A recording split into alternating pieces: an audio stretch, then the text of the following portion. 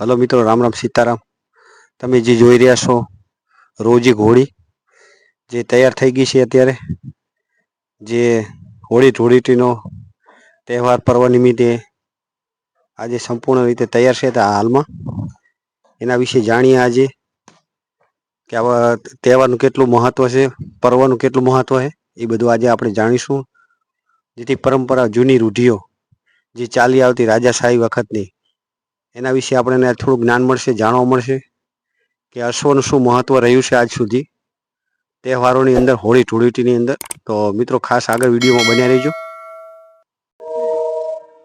તો મિત્રો જોઈ શકો છો તમે જે હોળીને આયડો પહેરાવી રહ્યા છો, ખાસ કરીને તો તમે આયડો જે લાવ્યા ક્યાંથી લાવ્યા હતા? સાહેબ સુરેન્દ્રનગર થી મગાવ્યો। સુરેન્દ્રનગર? હાજી, એનું કારણ છે કે આની આપણે છે ને પહેલી જીમ ના હજી પરિપક્વ નથી અને ચાલવાનું પણ એને હજી શરૂ કર્યું નતું, એટલે આપણે એમ થયું કે આને પહેલી જીમ આવે નહીં પણ પાંચમી જીમ જયારે આપણે એને ચાલુ કરશું ત્યારે એને માતાજીએ પગે લગાડવા જશું। તો આપણે આજે હોળી ધૂળેટીનું જો હાજી, જે પુરાણ જૂના સમયમાં છે ને સાહેબ કે ગામમાં અશ્વ નું ચલણ હતું અને માણસોને વિકલ્પમાં પણ કોઈ વાહન તરીકે પણ અશ્વને ઓલું હતું, એટલે જે અશ્વ પાલકો હોય એને પ્રોત્સાહન મળે એના માટે નારિયેળીની રમત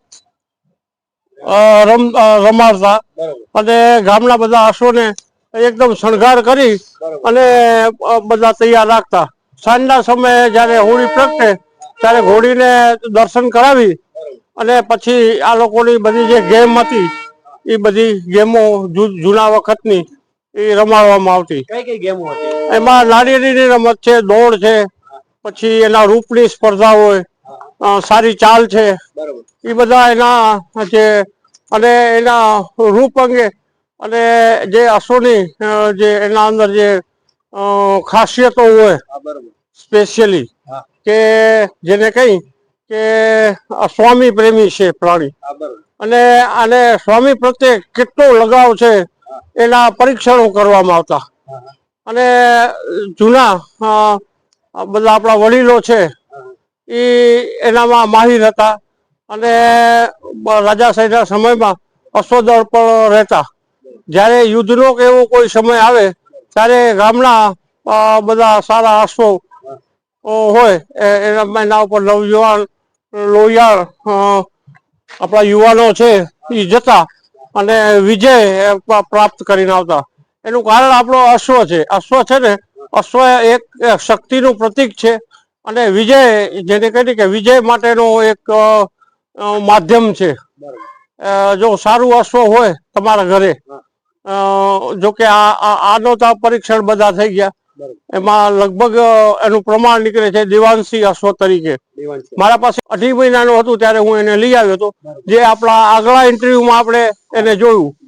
અમારો હેતુ અમારી પબ્લિસિટી માટે નથી પણ સારા અશ્વને કે અશ્વપાલકને પ્રોત્સાહન મળે અને એને જાણકારી મળે। પૂર્વાંત કોઈ પણ જૂના સમયની રમત છે કે એના કૌશલ્ય, પછી એનું પરીક્ષણ અથવા તો એના જે શાલીહોત્ર એના આવે છે એનામાં જે બધી વસ્તુઓ આપેલી છે એના અંગેનું પૂરતું જ્ઞાન, અને અમે કચ્છમાં જે અત્યારે હાલમાં ભુજમાં અશ્વશાળા ચલાવીએ છીએ, એમાં દરબારોની દીકરીઓ અથવા કોઈ પણ દીકરી હોય એની પાસે કોઈ જાતનો ચાર્જ લેતા નથી। હવે આ જે પ્રતીક છે એ કોઈ પણ અશ્વ છે એ દેવાંશી જ કહેવાય હું તો, પણ એની શુદ્ધતા અને પરીક્ષણ ઉપરથી ખ્યાલ આવે આપણને કે તમે લઈ આવ્યા પછી તમારા ઘરમાં અને તમારા જેને કહી કે પ્રતિભામાં કેટલો ફેર પડે છે એનું પ્રમાણ મળી જાય છે। તો આજે જે ધૂળેટી છે તો એની આપણે આજે પૂજા? હાજી સાહેબ, આપણે કેમ નાના બાળકને પહેલી જીમ કરાવી ત્યારે હાયડો પહેરાવી છે, હવે અમારે રાજાશાહીના સમયમાં પણ એવું જ હતું। અને એક આપણે કહું, આપણે એક લોકવાયકા છે અને પરંપરામાં પણ બધા કહેતા કે આ ફલાણું જનાવર છે એ જો ધૂળેટી જો કાઢી જાય તો એનું આયુષ્ય જેને કહી કે લંબાય છે, અને જો નબળું હોય અને એને કોઈ પણ ઓલું હોય તો આ સમયનો જે આખો હવામાન છે ને એને જે પણ જનાવર માં અને બાળકમાં કે જેટલી એનામાં પ્રતિકારક શક્તિ જો ઓછી હશે તો કદાચ એને આયુષ્યમાં ટૂંકું આયુષ્ય કહેવાય. એટલે એમ કે આ ધૂળેટીના જે દર્શન કર્યા પછી એને કેસરી કપડાં પહેરાવવામાં આવતા અને એને જીમ બધો આપણે પ્રસાદ છે, ખજૂર છે, ધાણી છે અને ધૂળેટીના પછીના દિવસે હોળીના પછીના દિવસે ધૂળેટી એટલે એક જાતનો જેને કહી કે ઉત્સવ થતો અને બધા એને માણતા. અત્યારના સમયમાં અને પહેલાના સમયમાં ઘણો તફાવત છે. એટલે સમય પ્રમાણે બધું થાય છે અને એની જે તમારો તહેવાર છે એનો મર્મ સમજીએ તો આપણા વડીલો પાસેથી પણ ઘણું જાણવાનું મળે અને આપણી પેઢી દર પેઢી જેને કહી કે એનામાં રસ રહે અને આ જે પ્રાણી છે અશ્વ એને ન્યાય મળે. હવે આમાં અમારે એક વડીલ ને જેને કહીએ કે રણમલ કરીને એક બારોટ હતા, એમની વાત કરું આપણે બહુ ટૂંકાણમાં કરીશ, લાંબો તો ઇતિહાસ ક્યારેક રૂબરૂપ આપણે મળશું. અને કોઈ પણ વ્યક્તિને મને મળવું હોય તો એને વેલકમ ગમે ત્યારે. હું રિટાયર્ડ છું, અશ્વ અંગેનું કદાચ મારામાં જ્ઞાન ઓછું હશે હું આપના પાસેથી જાણીશ અને આપણે જો નહીં હોય તો જૂની ધરેડ અને એના ઔષધિઓ વિશે હું આપને જણાવીશ અને એના બહુ સરસ રિઝલ્ટ છે. એક વખત વ્યક્તિ મળી ગયા પછી એને એમ થાય કે ના આપણે દાદા પાસે જઈએ. અને મારો પણ એવો થોડુંક છે કે મને વડીલો પાસેથી આ પરંપરા અને અશ્વ અંગેનું જે જ્ઞાન મળ્યું છે જો મારી સાથે સંકળાયેલું રહેશે અને હું જો કોઈને કહીશ નહીં તો મને મોક્ષ નહીં મળે. એટલે આ એક જેને કહે ને કે સારી વિદ્યા અને અત્યારના સમયમાં વ્યક્તિઓ હોર્સ રાઇડિંગ શીખે અને હોર્સ પ્રત્યે જેને કહે કે સારા ઓલું રાખે.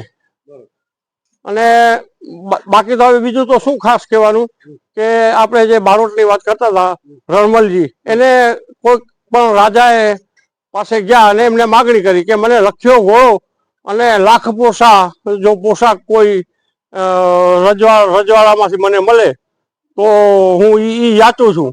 ત્યારે કચ્છના આઈનેસે એમ કીધું કે એવો તો કોઈ જાગીરદાર નથી કે બારોટજી તમને લાખ પોશાક અને લખ્યો ઘોડો આપે. એટલે એ લોકો ત્યાં નીકળ્યા અને બારોટજી પધારો. પછી રણમલજીએ કીધું કે હવે હું આપને તમારા ફટાયા અને નાના જાગીરદારો પાસે હું યાચીશ. અને રણમલજી નીકળ્યા ગામે ગામ જ્યારે બધે જતા અને ત્યાંના જે જાગીરદાર હોય એની પાસે યાચે કે મારી આ ઈચ્છા છે, એના સિવાય મને બીજું કાંઈ જોતું નથી. તો એવી રીતે જે ગામે ગયા એને જે વર્તારો મળ્યો એનું એને જેને કહી છપૈયા કીધા. કે દાખલા તરીકે હું આપને એક ગામ કહું કે દુફી ગામમાં જાય છે દુફી, તો હું આ જઈ અને ખબર પડી ગઈ જાગીરદારને કે ભાઈ આ બારોટજી આવ્યા છે અને ઓછી શીખ લેશે નહીં એટલે આપણે કાંઈક ઓલું કરવું જોઈએ. એટલે એ તો સાલ ઓઢી અને સૂઈ ગયા.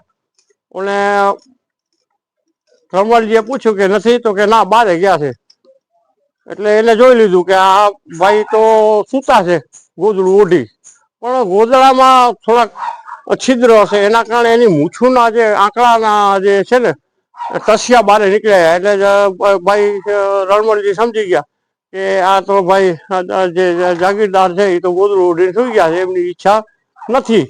એટલે તરત જ એમને છપ્યું કીધું કે ધુપી મોટા છે એમાં ઉનળજીનો ઓટો, મૂછો આવી મગજીબાને. એટલે એમને કીધું હશે કે આ ડોશીમાં સૂતા છે, એટલે કે મૂછો આવી મગજીબાને આવ્યો જમાનો ખોટો. એવી રીતે કચ્છના દરેકે દરેક જાગીરદારો પાસે ગયા અને એમને યાચના કરી. છેલ્લે જ્યારે નાગરેચા આવે છે ત્યારે અમારા બાવા ચાંદાજી બાવા ગઢવીને આવકાર આપ્યો અને એમને કીધું કે બોલો માગો ગઢવી.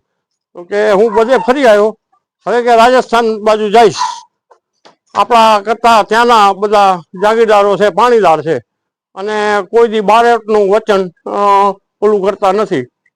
તો પછી ગયા અને એમની મહેમાનગતિ રાખી ત્યાં 2 દિવસ. ત્રીજે દિવસે બારોટજીએ કીધું કે હવે હું વિદાય લઉં. ત્યારે ચાંદાજી બાવાએ એમને લખીઓ ઘોડો અને લાખ પોશાક કરિયાવર આપ્યો. અને એમને ત્યારે બિરદાવલી કીધી કે કેસર કેરો પોતરો રાખે રૂડી રીતા. એટલે કેસરજીના દીકરાએ રૂડી રીત રાખી એવો એક એમનો ઉદ્ગારો હતા. અને જેને કહી કે અશ્વંગેના ઘણા છપિયા જૂની જે કચ્છની ચોપડીઓ છે એમાં છે. અને કોઈને જો એનું સ્ટડી કરવું હોય કે વાંચવું હોય તો ગમે ત્યારે પધારી શકે છે. તો હવે આપણે જે પૂજાનો જે સામાન તૈયાર કર્યો છે, હાજી હાજી, તો આપણે એ પણ આપણે જોડો. હાજી, આપણે એને તિલક કર્યું. કેસર તિલક એને સવારે નવડાવી કે કેસુડાના પાણીથી. કેસુડાના પાણી, ગંગાજળ, કપૂર કે આને બધી શુભ ઉર્જા આનામાં ચાર્જ થાય. તો હવે જે આપણે દીવાબત્તી, હાજી, હવે આની આરતી કરી એને જોગાણ આપશું. બરાબર. તો હવે આપણે તમારી સાથે જે તમારો પૌત્રો, એ મારો પોતરો છે અને અત્યારે એની ઉંમર 5 વર્ષની છે, પણ અશ્વ માટે એનામાં અપાર પ્રેમ છે. કે એના હાથે આપણે દીપ જલાવીએ અને હાજી હાજી હાજી હાજી હાજી. ચલો તો આપણે હાજી દીપ જલાવો. હવે તો મિત્રો જોઈ શકો છો તમે તો મિત્રો જે એમના પૌત્ર છે, શું નામ છે? શું નામ? લક્ષરાજજી વિશ્વજીતસિંહ, જે દીપ પ્રગટાવ્યા અને હવે અશ્વની પૂજા કરશે. મિત્રો જોઈ, હા, જો એમને હવે અને અગરબત્તી પણ કરશે. જો અગરબત્તી કરી અને અશ્વની સામે ફેરવશે. મિત્રો જૂની પરંપરા જે અત્યારે આપણે તાજી કરાવે છે, આપણે જોઈ શકો છો વિડીયોની અંદર.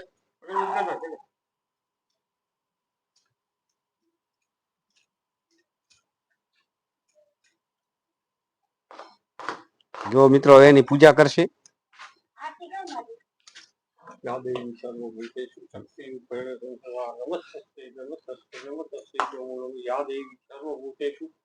ઓમકારે રૂપેણ સંસદા નમસ્તસ્ય નમસ્તસ્ય નમસ્તસ્ય નમો યા દેવી સર્વભૂતેષુ લજ્જા રૂપેણ સંસદા નમસ્તસ્ય નમસ્તસ્ય નમસ્તસ્ય નમો મોમાય માત કી જય માત કી જય. જો મિત્રો જે નાના પૌત્ર એમને આરતી ઉતારી છે અશ્વની. મિત્રો ખૂબ પરંપરા જૂની યાદો તાજી કરાવે છે. તો આ ઉપરથી આપણે જાણવા મળે છે કે તહેવારોની અંદર અશ્વનું કેટલું મહત્વ રહ્યું. સંપૂર્ણ વિડીયોમાં તમને મિત્રો જો તમે જોઈ રહ્યા છો, જોગાણ તૈયાર થઈ રહ્યું છે ઘોડીને. જે અંદર ચણા છે, ખજૂર છે, દૂધ છે, ટોપરું છે અને બીજો જો તમે જોઈ શકો છો જે ભૂકો છે. કયો ભૂકો છે? યાર ભૂસું છે, આપણે જોઈ શકો છો મિત્રો. આ બધું જોગાણ અશ્વને તૈયાર થઈ રહ્યું છે. અને મગ છે, ચણા છે, ટોપરું, ખજૂર, તમામ વસ્તુ તૈયાર થઈ જોગાણ માટે. જો મિત્રો આ ધાણી પ્રસાદ રૂપી, જો ધાણી એમને પણ અર્પણ કરવાની છે આજે જોગાણમાં. સાકર, ધાણી, કેળા.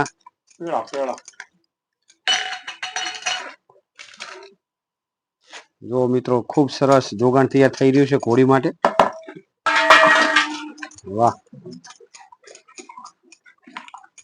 અત્યારે મિક્સ કરીને ઘોડીને આપવાનું છે જોગાણ. જો મિત્રો કાજુ, બદામ, જો આ મિક્સ કરીને તમામ વસ્તુ અત્યારે આપણે લાઈવ જોવા મળે છે.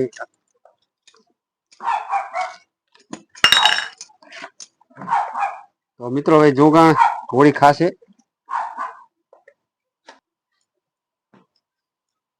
જોગાણ ખવડાવી રહ્યા છે. અનેરો પ્રેમ અશ્વનો.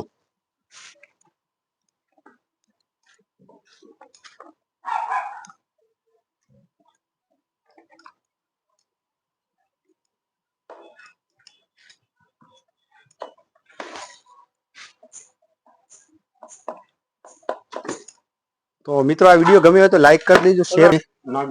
નાગરેચા માંડવી તાલુકાનું, એની આજુ યાદો તાજી કરાવે છે આપણને.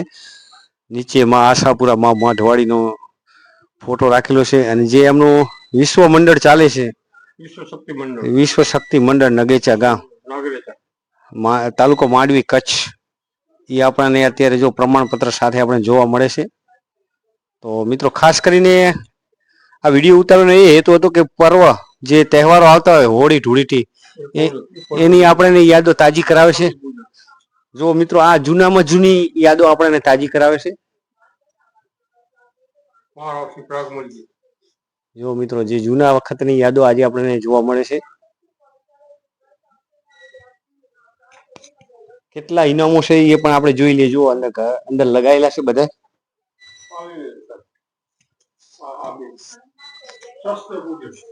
મિત્રો શસ્ત્ર પૂજન